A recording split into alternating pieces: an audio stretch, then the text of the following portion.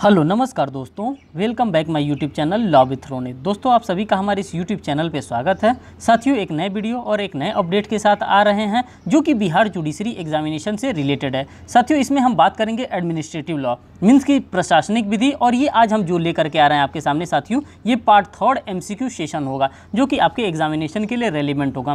Part 1 and part 2 already मैंने अपने इसी यूट्यूब चैनल पर डील करके रखा है। साथियों मैं वही क्वेश्चंस लेकर के आता हूँ जो आपके प्रीवियस ईयर एग्जामिनेशन में कहीं ना कहीं पूछा गया होगा। जो क्वेश्चंस आपके लिए रेलिवेंट होगा उसी क्वेश्चंस को हम टैकल करते हैं, उसी क्वेश्चन को हम यहाँ पे रखने का भरपूर प्रयास करते हैं। तो साथियों यहाँ पर देखिए, जो आपके एग्जामिनेशन के लिए रेलिवेंट होगा उन्हीं सभी चीज़ों को हम यहाँ पे रख रहे हैं। तो पहला क्वेश्चन कह रहा है, न्यायिक पुनर्विलोकन का जन्मदाता किस देश को माना जाता है। और ये साथियों क्वेश्चन आपके एग्जामिनेशन के लिए 100% रेलिवेंट होता है जब हम इसकी बात करते हैं। और इसका जो करेक्ट आंसर आपका मार्क किया जाएगा वो अमेरिका को यहाँ पे माना जाता है। और अमेरिका में ही क्या किया जाता है, न्यायिक पुनर्विलोकन किया जाता है, जिसको हम लोग जुडिशियल रिव्यू की बात करते हैं। और ये जुडिशियल रिव्यू करता कौन है, तो ये judicial review supreme court of India के द्वारा किया जाता है। जब पार्लियामेंट के द्वारा साथियों किसी भी प्रकार का कोई भी कानून बना दिया जाता है तो गार्जियन हमारा कौन होता है, हमारा गार्जियन होता है सुप्रीम कोर्ट ऑफ इंडिया। अगर पार्लियामेंट के द्वारा भाई लॉ बना दिया गया तो उस लॉ को चेक कौन करेगा, तो चेक करने का काम हमारा सुप्रीम कोर्ट ऑफ इंडिया करता है। और उसी को क्या कहा जाता है, उसी को जुडिशियल रिव्यू कहा जाता है,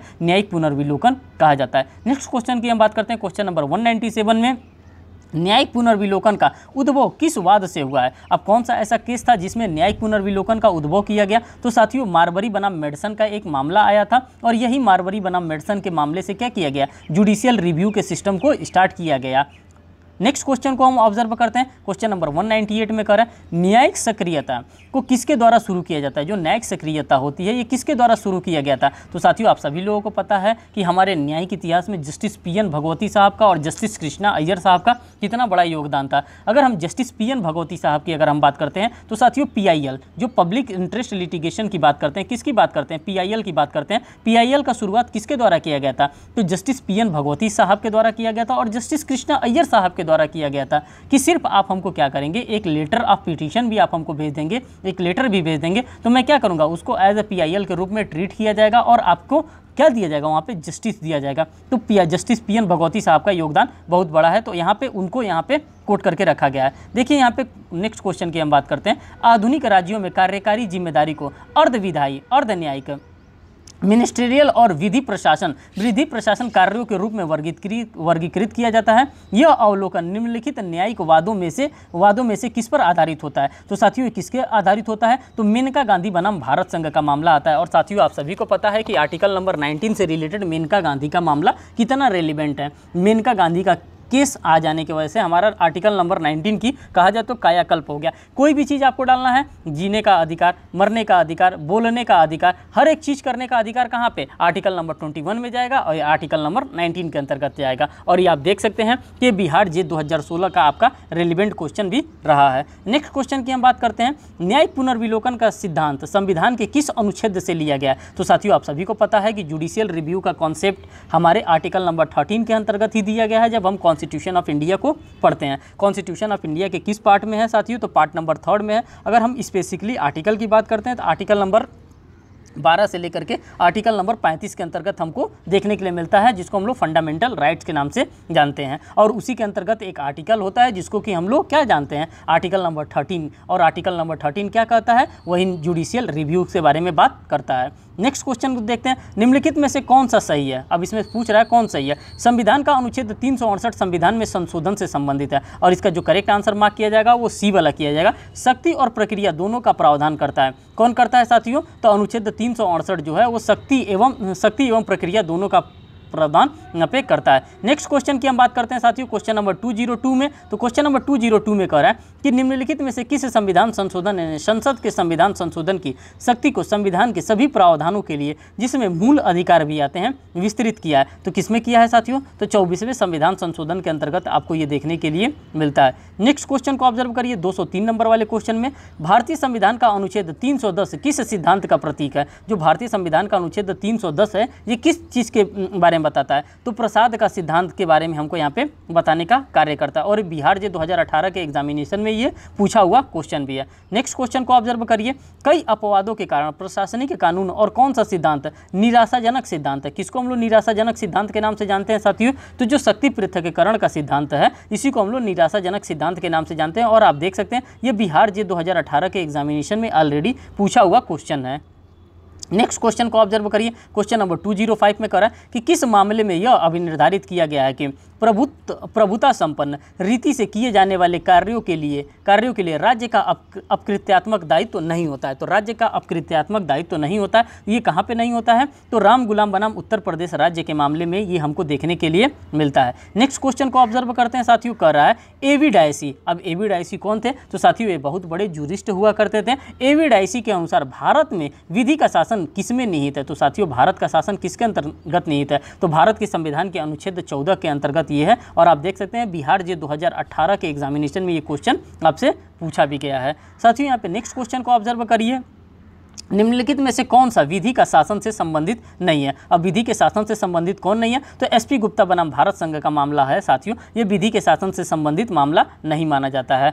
ठीक, अब यहाँ पे देखिए, क्योंकि जो एसपी गुप्ता बनाम भारत संघ का मामला ये ज़्यादातर पीआईएल का मामला ये फाइल किया करते थे एसपी गुप्ता साहब, क्योंकि ये पीआईएल से रिलेटेड थे और पीआईएल को ये देखते हुए काम करते थे। और ये बिहार जे 2018 के एग्जामिनेशन में पूछा गया क्वेश्चन भी है। नेक्स्ट क्वेश्चन को ऑब्जर्व करिए, प्रशासनिक कार्यवाहियों के न्यायिक पुनर्विलोकन का अर्थ है। जो प्रशासनिक कार्यवाही है इसमें न्यायिक पुनर्विलोकन का क्या अर्थ होता है? तो साथियों इसका करेक्ट आंसर डी होगा। न्यायपालिका द्वारा प्रशासनिक कार्यवाहियों का पुनर्विलोकन के बारे में बात कर रहा है। मीन्स की जो न्यायपालिका होती है, यही जो प्रशासनिक कार्यवाहियाँ होती हैं, इसका पुनर्विलोकन कौन करता है? तो हमारी जुडिशरी करती है, न्यायपालिका ही करता है। और मैंने ऑलरेडी आपको बता दिया कि कॉन्स्टिट्यूशन ऑफ इंडिया के आर्टिकल नंबर 13 के अंतर्गत ये आपको देखने के लिए मिलता है कि हमारा गार्जियन सुप्रीम कोर्ट है और सुप्रीम कोर्ट इंडिया के द्वारा ही क्या किया जाता है? उसका पुनर्विलोकन, उसका जुडिशियल रिव्यू भी किया जाता है। नेक्स्ट क्वेश्चन को ऑब्जर्व करिए, सही उत्तर ज्ञात बताइए।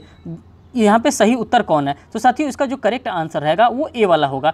प्रशासनिक विधि लोक विधि की शाखा है। आप सभी को पता है जो प्रशासनिक विधि होता है ये किसके ऊपर लागू होता है? ये लोगों के ऊपर लागू होता है, प्रशासन के लोगों के ऊपर लागू होता है। तो लोक विधि की शाखा है और ये संवैधानिक विधि का केवल अंश है। और जो संविधान हम लोग पढ़ते हैं, जो संवैधानिक विधि पढ़ते हैं, उसका सिर्फ और सिर्फ अंश मात्र है। यह संवैधानिक विधि को नियंत्रित नहीं कर सकता है। जो हमारा प्रशासनिक विधि है साथियों, ये संवैधानिक विधि को नियंत्रित नहीं कर सकता है। तो यही इसका करेक्ट आंसर मार्क किया जाएगा। नेक्स्ट क्वेश्चन को देखिए, प्रशासनिक विधि निम्नलिखित की सत्ता और कार्य विधियों से संबंधित विधि है। तो किससे संबंधित विधि है साथियों? तो प्रशासनिक प्राधिकारी से संबंधित विधि यहाँ पे माना जाता है। नेक्स्ट क्वेश्चन नंबर 211 को देखिए, नीचे दिए गए कूट का उपयोग करते हुए निम्नलिखित को उत्तर दीजिए। अब कूट यहाँ पे दिया है, अब उस कूट को हम यहाँ पे ऑब्जर्व करेंगे और उसी कूट के अकॉर्डिंग हम यहाँ पे उत्तर देंगे। तो साथियों यहाँ पे जो कह रहा है हमारा डी वाला करेक्ट आंसर, उपयुक्त सभी सही हैं। मीन्स की वचन विबंधन का सिद्धांत के बारे में बात कर रहा है, वैध उपेक्षाओं की सिद्धांत के बारे में बात करता है, शक्ति और विधि के नियमों के पृथक्करण के सिद्धांत की बात करता है, उपयुक्त सक्रियता के बारे में बात करता है। तो हमारे ऑप्शन के अकॉर्डिंग जो हमारा करेक्ट आंसर होगा साथियों वो डी होगा और इन सभी चीज़ों के बारे में ये बात कर रहा है। नेक्स्ट क्वेश्चन को ऑब्जर्व करिए, क्वेश्चन नंबर 212 वाले में क्या कर रहा है? नीचे दिए गए कूट का उपयोग करते हुए निम्नलिखित का उत्तर दीजिए। अब निम्नलिखित का किस तरह से आप उत्तर देंगे? तो साथियों इसका भी जो करेक्ट आंसर मार्क किया जाएगा वो डी मार्क किया जाएगा। सभी फर्स्ट, सेकंड एंड थर्ड सभी सही है। जब इस प्रकार का ऑप्शन हमारे पास आता है तो सभी ऑप्शन को हमको ऑब्जर्व करने की आवश्यकता होती है और यहाँ पे हमें ज़्यादा से ज़्यादा चीज़ों को सीखने का मौका भी मिलता है। फर्स्ट में कह रहा है विवेक का दुरुपयोग, दूसरा कर है दुराशय या गलत विश्वास, तीसरा कर है असंगत विचार और चौथा करता है अयुक्ति युक्त। इन सभी चीज़ों के बारे में यहाँ पे बताया जा रहा है। न्यायिक समीक्षा की जा सकती है। अगर ये चारों चीज़ें आपको दिख रही हैं तो इसकी क्या की जा सकती है? इसकी न्यायिक समीक्षा की जा सकती है। और न्यायिक समीक्षा करेगा कौन? तो आप लोगों को पहले से पता है कि 80 सुप्रीम कोर्ट ऑफ इंडिया के द्वारा न्यायिक समीक्षा की जाएगी। नेक्स्ट क्वेश्चन को ऑब्जर्व करिए, शक्ति पृथक्करण के सिद्धांत को सुव्यवस्थित ढंग से निरूपित किया है। तो किसके द्वारा निरूपित किया गया साथियों? तो मॉन्टेस्क्यू साहब के द्वारा निरूपित किया गया। और मॉन्टेस्क्यू साहब क्या है? तो मॉन्टेस्क्यू चेम्सफोर्ड साहब क्या है? तो ये एक जूरिस्ट है। नेक्स्ट क्वेश्चन कर रहा है, शक्ति पृथक्करण के सिद्धांत को सर्वप्रथम किसने निरूपित किया था? तो सर्वप्रथम किसने निरूपित किया था साथियों? तो अरस्तु महोदय साहब के द्वारा निरूपित किया गया था। और आप इसको चाहेंगे तो जूरिस्प्रूडेंस का भी क्वेश्चन आप समझ सकते हैं और आप चाहेंगे तो इसको प्रशासनिक विधि का भी भी क्वेश्चन समझ सकते हैं। और आप देख रहे हैं तो ये कॉन्स्टिट्यूशन ऑफ इंडिया से भी कहीं ना कहीं रिलेटेड आपको मामला समझ में आ रहा है। नेक्स्ट क्वेश्चन की हम बात करते हैं, कर संसद अपने अधिकार शक्ति को किस सीमा तक सौंप सकती है? तो किस सीमा तक सौंप सकती है साथियों? तो सार्वभौत अधिकार नहीं सौंपे जा सकते हैं। जो हमारे सार्वभौत अधिकार होते हैं इसको हम किसी भी तौर पे क्या कर सकते हैं, किसी भी तौर पे सौंप नहीं सकते हैं। नेक्स्ट क्वेश्चन की बात करते हैं। क्वेश्चन नंबर 216 में कह रहा है कि राज्य में शासनाध्यक्ष किस नाम से जाना जाता है? जो राज्य का शासनाध्यक्ष होता है उसको किस नाम से हम लोग जानते हैं? तो साथियों आप सभी को पता है कि हर एक राज्य में हर एक राज्यपाल होता है और उसी को हम लोग क्या कहते हैं, उसी को हम लोग शासनाध्यक्ष के नाम से जानते हैं। नेक्स्ट क्वेश्चन कह रहा है राज्य में मंत्रिपरिषद की संख्या किसके द्वारा निश्चित की जाती है? तो किसके द्वारा निश्चित की जाती है साथियों? तो मुख्यमंत्री महोदय के द्वारा यहाँ पे निश्चित की जाती है। जो भी इसका पॉसिबल आंसर हो सकता है वो सभी पॉसिबल आंसर मैं आपको यहाँ पे देने का 100% काम कर रहा हूँ। नेक्स्ट क्वेश्चन कह रहा है दोस्तों कि न्याय सिर्फ किया ही नहीं जाना चाहिए वरन इस प्रकार किया जाना चाहिए कि बिना किसी शक के लगे एवं दिखाई दे कि न्याय किया गया है। यह किस विषय में कहा जा सकता है? तो ये नैसर्गिक, जब हम नैसर्गिक की बात करते हैं, जब हम नेचुरल जस्टिस की प्रिंसिपल की बात करते हैं, natural justice, good conscience, equity, इन सभी चीज़ों की बात हम कहाँ करते हैं? तो हम इन सभी चीज़ों की बात हम प्रशासनिक विधि के अंतर्गत भी करते हैं। और ये किस चीज़ के बारे में बात कर रहा है? जब हमें न्याय होता है तो हमें, जब हम नेचुरल जस्टिस को हम अप्लाई करते हैं तो ये सारी चीज़ें हमको दिखती हैं कि नहीं वाकई में क्या किया गया, यहाँ पे जस्टिस आपको प्रोवाइड किया गया है। नेक्स्ट क्वेश्चन की हम बात करते हैं, कर रहा है सेपरेशन ऑफ पावर की बात करता है। मीन्स एक पावर को दूसरे पावर को क्या, सेपरेशन ऑफ पावर के सिद्धांत के निम्नलिखित में से किसके द्वारा समझाया जा सकता है? तो साथियों इसका करेक्ट आंसर ए वाला मार्क किया जाएगा। एक ही व्यक्ति को सरकार के तीनों अंगों में से एक से अधिक अंगों का हिस्सा नहीं होना चाहिए। समझ गए आप? कर रहा है यहाँ पे इस बात को ध्यान से समझिए, एक ही व्यक्ति को सरकार के तीनों अंगों में से अधिक अंगों का हिस्सा नहीं होना चाहिए। जैसे एग्जीक्यूटिव हमारा अलग है, जुडिशरी हमारा अलग है, लेजिस्लेशन हमारा अलग है। तो तीनों चीज़ों क्या है, तीनों चीज़ें अलग अलग हैं। हमारे जुडिशरी के अंतर्गत हमारा एग्जीक्यूटिव वाला हाथ नहीं मार सकता है, हमारा पार्लियामेंट हाथ नहीं मार सकता है, पार्लियामेंट के अंतर्गत हमारा जुडिशरी हाथ नहीं मारता है। ये सभी के सभी क्या हैं, सभी के सभी अलग हैं। और इसी लेवल का क्वेश्चन आपका बिहार जी खोजता भी है। और देखिए 2016 के एग्जामिनेशन में क्वेश्चन आपको दिया भी गया है। नेक्स्ट क्वेश्चन की हम बात करते हैं। यहाँ पे ये दिया सूची 1 को सूची 2 के साथ सुमेलित कीजिए तथा प्रदत्त कूट की सहायता से उत्तर का चयन भी करिए। जब इस टाइप का क्वेश्चन आता है तो साथियों आपको खुश होना चाहिए क्योंकि यहाँ पे ज़्यादा से ज़्यादा चीज़ आपको देखने के लिए मिलता है। अब यहाँ पे आप इसके कोड के अकॉर्डिंग आप आंसर को मार्क कर लीजिएगा। यहाँ पे इसका जो करेक्ट आंसर होगा साथियों ये ए वाला होगा, ए का सेकंड होगा, बी का फर्स्ट होगा, सी का फोर्थ होगा और डी का थर्ड होगा। तो ये यहाँ से आप मार्क कर सकते हैं। नेक्स्ट क्वेश्चन की हम बात करते हैं, क्वेश्चन नंबर 221, निम्नलिखित में से कौन सा कथन सही है? अब यहाँ से पूछ रहा है कौन सा ऐसा कथन है जो कि सही है।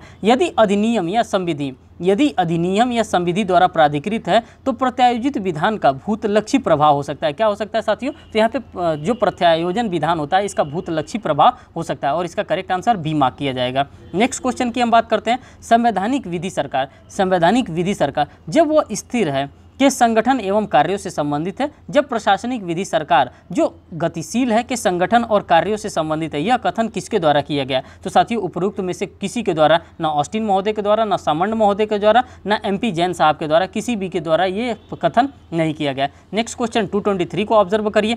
रीजन और असर्शन बेस्ड क्वेश्चन आता है तो साथियों ये क्वेश्चन आपके बिहार जुडिशरी के लिए रेलिवेंट होता है और इस टाइप का ट्रेंडिंग में अब क्वेश्चन चल रहे हैं। कर अभिकथन ए और कारण तर्क आर को पढ़िए तथा नीचे दिए गए कूट की मदद से सही उत्तर बताइए। अभिकथन ए कर रहा है, भारत में प्राकृतिक न्याय के सिद्धांत के विरुद्ध पारित आदेश शून्य होता है। क्या होता है साथियों? तो जो भी पारित आदेश होता है यहाँ पे शून्य माना जाता है। कारण कर रहा है, भारत में प्राकृतिक न्याय के सिद्धांत के क्षेत्र में खालीपन है। अब यहाँ पे कह रहा है जो प्राकृतिक न्याय का क्षेत्र है यहाँ पे खालीपन है। तो साथियों इसका जो करेक्ट आंसर मार्क किया जा रहा है वो सी कर रहा है। ए सही है परंतु आर यहाँ पे गलत है। इस प्रकार से नहीं हो सकता क्योंकि हम लोग नेचुरल जस्टिस का यहाँ पे क्या करते हैं, नेचुरल जस्टिस के प्रिंसिपल को हम लोग फॉलो किया जाता है। अब देख लीजिए साथियों, जब आप प्रशासनिक विधि पढ़ते हैं तो ओम्बुड्समैन से भी आपके एग्जामिनेशन में बार बार क्वेश्चन पूछते हैं और हम ये ओम्बुड्समैन के कॉन्सेप्ट को कैसे भूल सकते हैं जो कि हमारे लिए इंपॉर्टेंट है। कह रहा है कि 256 नंबर क्वेश्चन में ओम्बुड्समैन सर्वप्रथम किस देश में और कब आया था? तो साथियों ये स्वीडन में आया था और 1809 के अंतर्गत इसको आया था। किसकी हम बात करते हैं साथियों? जब हम ओम्बुड्समैन की बात करते हैं। अब देखिए ओम्बुड्समैन किस देश में नहीं है? तो साथियों आप सभी को पता है कि ओम्बुड्समैन का कॉन्सेप्ट अभी अभी तक अमेरिका के अंतर्गत नहीं है। आपके इंडिया में भी ओम्बुड्समैन का कॉन्सेप्ट को लागू कर दिया गया है। नेक्स्ट क्वेश्चन पूछ रहा है ओम्बुड्समैन का उद्भव सर्वप्रथम किस देश में हुआ था? तो साथियों सर्वप्रथम स्वीडन में हुआ था। अभी आप लोगों ने ऊपर भी देखा और इस कॉन्सेप्ट को इंडिया में भी कहाँ से लिया गया? इंडिया में भी इसको स्वीडन से अडॉप्ट किया गया। आपसे ये भी पूछा जा सकता है कि जो ओम्बुड्समैन का कॉन्सेप्ट है ये किस देश से अडॉप्ट किया गया है और भारत में अभी कितने जल्दी अडॉप्ट किया गया, तो इसके बारे में भी आपसे क्वेश्चन बन सकता है। सही उत्तर बताइए। कह रहा है ओम्बुड्समैन की स्थापना का सर्वप्रथम प्रारंभ हुआ था। तो कब हुआ था? तो सन 1809 के ईस्वी में हुआ था। नेक्स्ट क्वेश्चन की हम बात करते हैं। सर्वप्रथम भारत में ओम्बुड्समैन का प्रस्ताव पारित कब हुआ था? तो कब इसका प्रस्ताव पारित हुआ था साथियों? तो 20 अगस्त 1969 के अंतर्गत इसका प्रस्ताव को पारित किया गया था। नेक्स्ट क्वेश्चन कर रहा है कि सरकार के खिलाफ शिकायत सुनने वाले अधिकारी सर्वप्रथम हुए, तो कौन हुए? तो उपरोक्त में से कोई नहीं हुए। ना भारत हुआ, ना भारत में, ना जापान में, ना श्रीलंका में, कहीं पे भी इस प्रकार का कोई नहीं हुआ। नेक्स्ट क्वेश्चन की बात करते हैं। क्वेश्चन नंबर 262 में कर रहा है वर्तमान में भारत में लोकपाल विधेयक के अनुसार लोकपाल विधेयक निम्न किस पदाधिकारी की जांच कर सकता है? तो किसकी जांच कर सकता है साथियों? तो प्रधानमंत्री की यहाँ पे जांच कर सकता है। तो यहाँ पे आप देखते चलिए। अब यहाँ पे जो भी इंपॉर्टेंट क्वेश्चन बन रहे हैं उसको भी और हम यहाँ पे ऑब्जर्व करने का कोशिश करेंगे। नेक्स्ट कर रहा है लोकपाल और लोकायुक्त की नियुक्ति की सिफारिश निम्न में से किसके द्वारा की जाती है? तो प्रशासनिक सुधार कमेटी नहीं है यहाँ पे, इसीलिए इसको क्या किया जाता है? उपरोक्त में से मीन्स की प्रशासनिक सुधार कमेटी के द्वारा ये क्या किया जाता है? इसको किया जाता है। नेक्स्ट क्वेश्चन की हम बात करते हैं। कह रहा है वर्तमान में भारत में लोकपाल कितने राज्यों में कार्यरत है साथियों? तो यहाँ पे 10 राज्यों में वर्तमान में भारत में लोकपाल कार्यरत है और आपको ये डाटा ध्यान में रखना पड़ेगा। नेक्स्ट क्वेश्चन की हम बात करते हैं।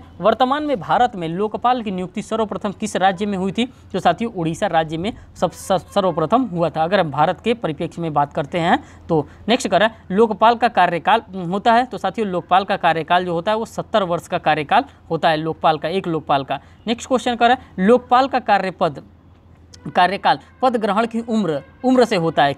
कैसे होता है? तो पद उम्र से होता है, 5 वर्ष तक का होता है। नेक्स्ट क्वेश्चन की हम बात करते हैं। निम्नलिखित में से किस देश में संसदीय आयुक्त के रूप में ओम्बुड्समैन की संस्था का प्रारंभ हुआ? तो किस देश में हुआ था साथियों? तो स्वीडन नामक देश था, उसी स्वीडन नामक देश में हुआ था। नेक्स्ट क्वेश्चन की हम बात करते हैं। लोकपाल को पद से हटाने के लिए कितने सदस्यों के हस्ताक्षर राष्ट्रपति को देने पड़ते हैं? तो साथियों 100 सदस्यों के हस्ताक्षर पहले राष्ट्रपति महोदय को देना पड़ता है, तब जाके क्या किया जा सकता है? किसी भी लोकपाल पे भी जो पोस्ट पे बना हुआ है उसको हटाया जा सकता है। ये आसान चीज बात नहीं होती है। नेक्स्ट क्वेश्चन कर रहा है सर्वप्रथम भारत में ओम्बुड्समैन का सुझाव पहली बार 1968 में दिया गया था। तो किसके द्वारा दिया गया था? तो साथियों देसाई आयोग बना था और इसी देसाई आयोग के द्वारा ये कॉन्सेप्ट पहली बार यहाँ पे प्रोवाइड किया गया था। नेक्स्ट क्वेश्चन की हम बात करते हैं साथियों। लॉर्ड हेवर्ट ने अपनी पुस्तक दी न्यू डिस्पाइडिज्म में लिखा है। क्या लिखा है साथियों? प्रत्यायोजित विधान के विपक्ष में बहुत गुरुतर तर्क दिए हैं। तो ये बात आपको सिर्फ और सिर्फ ध्यान में रखनी है, बाकी आपको इसको लर्न करने की आवश्यकता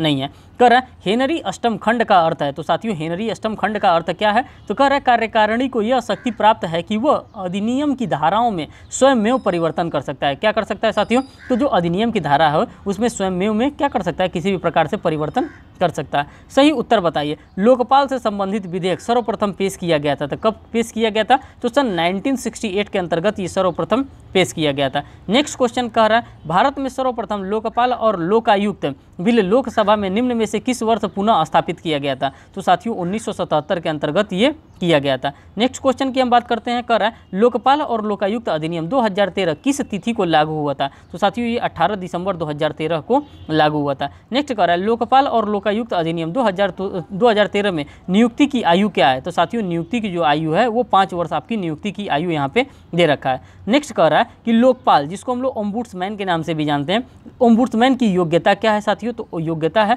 लोकपाल कोई लाभ का पद धारण नहीं करेगा। जिस तरह से हमारे राष्ट्रपति महोदय किसी भी प्रकार के लाभ का पद नहीं धारण करते हैं, जिस प्रकार से हमारा कोई भी मंत्री जो होता है लाभ का पद नहीं धारण करता, इसी तरह से ये भी लाभ का पद नहीं धारण करेंगे। और बिहार जे 2016 के एग्जामिनेशन में ये पूछा गया क्वेश्चन भी है। नेक्स्ट कह रहा है भारत में लोकपाल का चुनाव हुआ था। तो कब हुआ था? अभी तक नहीं हुआ, लोकपाल का चुनाव होता ही नहीं है।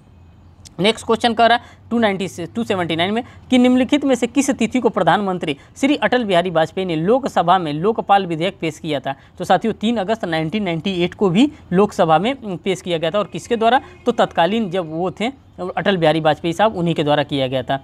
लोकपाल का विचार सबसे पहले इनमें से किसके द्वारा सुझाया गया था? तो साथियों मोतीलाल चिमनलाल सीतलवाड़ साहब के द्वारा सुझाया गया था और बिहार जो 2018 का ये आपका क्वेश्चन भी रहा है। नेक्स्ट क्वेश्चन की बात करते हैं। कर सभी भारतीय राज्यों में लोकायुक्त संस्था के कार्यकलापों के संबंध में निम्नलिखित में से क्या सही है? तो यहाँ पे किस प्रकार किसको सही माना गया? उन्हें संविधिक निकाय का स्थान नहीं दिया गया है। किसको? तो जो लोकायुक्त होते हैं इसे संविधिक निकाय का अधिकार नहीं दिया गया। अब साथियों यहाँ पर देख सकते हैं 31वीं न्यायिक सेवा प्रारंभिक परीक्षा जो 2020 में कंडक्ट करवाया गया था, अभी आप 32वीं देने जा रहे हैं और 31वीं को आप यहाँ पे थोड़ा सा ऑब्जर्व कर लीजिए। जो क्वेश्चन रेलिवेंट हैं, जो आपके एग्जामिनेशन में पूछे जा सकते हैं, उन सभी क्वेश्चन को एज यूजुअल मैं लेकर के आपके सामने आया हूँ, जो कि आपके लिए इंपॉर्टेंट है। कर है शक्ति पृथक्करण के सिद्धांत को सुव्यवस्थित ढंग से निरूपित किया गया। तो साथियों अगर हम शक्ति पृथक्करण के सिद्धांत को हम जानते हैं तो हमने अभी आपको बताया है एग्जीक्यूटिव अलग है, जुडिशरी अलग है और लेजिस्लेचर हमारा अलग है। लेजिस्लेचर का काम है साथियों कानून का बनाना, एग्जीक्यूटिव का काम है कानून जो बन गया है उसका पालन करना और जुडिशरी का हमारा क्या काम है? तो साथियों जुडिशरी का काम है उसका रिव्यू करना कि क्या जो वाकई में जो पार्लियामेंट ऑफ के द्वारा लॉ बनाया गया है कि क्या ये लॉ सही तो बनाया गया है, ये कहीं आर्टिकल नंबर हमारे किसी भी कॉन्स्टिट्यूशन के आर्टिकल को ये डेरोगेट तो नहीं कर रहा। खासी करके आर्टिकल नंबर 13 का यहाँ पे सुप्रीम कोर्ट ऑफ इंडिया के द्वारा अपने पावर को एक्सरसाइज किया जाता है और हमारे कानून को क्या किया जाता है? हमारे कानून का रिव्यू किया जाता है। और ये बात हमको किसके द्वारा निरूपित किया गया है? तो मॉन्टेस्क्यू चेम्सफोर्ड साहब के द्वारा किया जाता है और बिहार जे 2020 के एग्जामिनेशन में ये क्वेश्चन भी पूछा गया था। नेक्स्ट क्वेश्चन की हम बात करते हैं, विधि का शासन से तात्पर्य है। साथियों अब विधि के शासन से क्या तात्पर्य होता है? अब हम किसको मानते हैं कि यहाँ पे विधि का शासन है? तो इसका करेक्ट आंसर डी होगा। डी में हमारा जो करेक्ट आंसर आएगा 2 और 3 इसका सही होगा। 2 में विधि की सर्वोच्चता होती है और विधि के समक्ष समता होती है। इसी को हम लोग क्या मानते हैं? इसी को विधि का शासन के रूप में हम लोग मानते हैं और इसी को कहा जाता है, ए.बी. डाइसी साहब ने भी कहा है कि रूल ऑफ लॉ किसी भी देश में होना चाहिए। नेक्स्ट क्वेश्चन की हम बात करते हैं।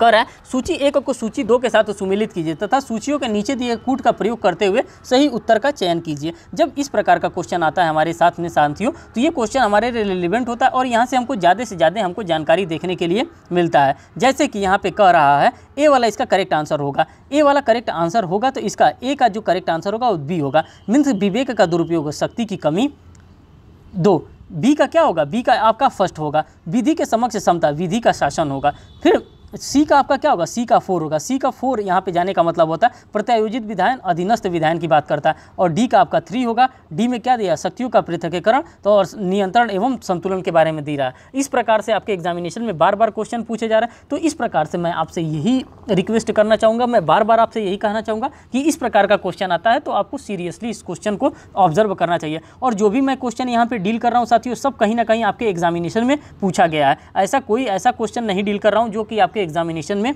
कभी पूछा ही नहीं गया है। कर है निम्नलिखित में से कौन सा कथन सही है? अब यहाँ पे पूछ रहा है कौन सा कथन सही है, तो साथियों इसमें बी वाला कथन सही है। यदि अधिनियम या संविधान द्वारा या संविधि द्वारा प्राधिकृत है तो प्रत्यायोजन विधायन का भूतलक्षी प्रभाव हो सकता है। क्या हो सकता है? तो भूतलक्षी प्रभाव हो सकता है। और बिहार जे 2020 के एग्जामिनेशन में आपसे क्वेश्चन पूछा भी गया है। नेक्स्ट क्वेश्चन की हम बात करते हैं। कर है अपराधों में प्रतिनिधिक दायित्व के सिद्धांत को लागू करने से वांछनीयता से अधिक आवश्यकता के कारण संभव हुआ। इसका औचित्य किस पर आधारित है साथियों? तो इसका करेक्ट आंसर ए होगा। तो ये लोक नीति की बात कर रहा है और आप ये भी देख सकते हैं बिहार जो 2020 का ये पूछा हुआ क्वेश्चन है। नेक्स्ट क्वेश्चन की हम बात करते हैं साथियों और ये इस सेशन का लास्ट क्वेश्चन है। देखिए, प्रशासनिक विधि प्रशासनिक संस्थाओं की शक्तियों तथा प्रक्रिया संबंधी विधि है। खासतौर पर प्रशासनिक कार्य की न्यायिक समीक्षा की निरीक्षण संबंधी विधि इससे शामिल है, इसमें अंतर्गत शामिल है। इस प्रशासनिक विधि की परिभाषा निम्नलिखित में से किसको दिया गया? तो केसी डेवियस साहब के द्वारा दिया गया और आप देख सकते हैं बिहार जे 2020 का क्वेश्चन है। तो साथियों जो भी क्वेश्चंस आपके एग्जामिनेशन में पूछा जा रहा है उन सभी क्वेश्चंस को हम यहाँ पे रखने का प्रयास किए हैं जो कि आपके एग्जामिनेशन के लिए रेलिवेंट होगा। साथियों ये था हमारा पार्ट 3 प्रशासनिक विधि का। अगर आप लोगों का पॉजिटिवली कमेंट आता है, जिस टॉपिक पर आपको क्वेश्चन चाहिए उस टॉपिक पर आप हमको बताइए। मैं एज यूजुअल आपके एग्जामिनेशन के पॉइंट ऑफ व्यू से मैं उससे रिलेटेड क्वेश्चन लेकर के आऊँगा। साथियों अगर आप हमारे चैनल पर नए हैं तो चैनल को ज़रूर सब्सक्राइब करिएगा, वीडियो को लाइक करिएगा और बेल बटन दबाना तो बिल्कुल भी ना भूलिएगा, जिससे मैं कोई भी लेटेस्ट अपडेट लेकर के आ रहा हूँ वो आपको आसानी से मिल सके। साथियों, अगर आपको लगता है कि इसका PDF भी आपके पास होना चाहिए तो आप हमारे टेलीग्राम ग्रुप को ज्वाइन कर सकते हैं, जो कि लॉ विथ रोनित के नाम से है। यहाँ पे आपको पॉजिटिवली 600 मेंबर्स मिलेंगे, आपको वहाँ पे ज्वाइन हो जाना है और वहाँ पे फाइल में आप जाएंगे तो वहाँ पे आपको PDF भी एज यूजुअल मिल जाएगा। जो PDF हम यहाँ पे डिस्कस कर रहे हैं वही PDF आपको वहाँ पे भी मिल जाएगा। तो साथियों, ये सेशन को हम यहीं पे समाप्त करते हैं, फिर मिलते हैं आपसे नेक्स्ट वीडियो में, तब तक के लिए बाय।